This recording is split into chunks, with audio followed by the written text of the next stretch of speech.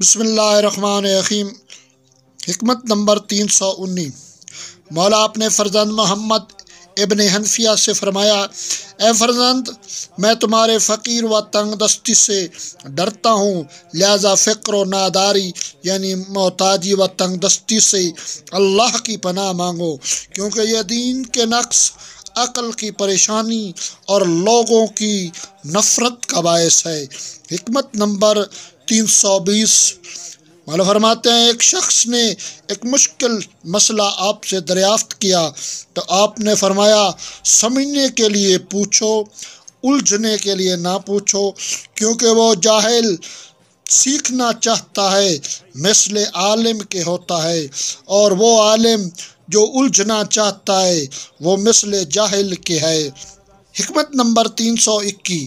عبداللہ ابن عباس نے ایک امر میں آپ کو مشورہ دیا جو آپ کے نظریے کے خلاف تھا، تو آپ نے ان سے فرمایا، تمہارا یہ کام ہے کہ مجھے رائے دو، اس کے بعد مجھے مصلحت دیکھنا ہے، اور اگر میں تمہاری رائے کو نہ مانوں تو تمہیں میری اطاعت لازم ہے۔ اللہم صلی علی محمد و آل محمد۔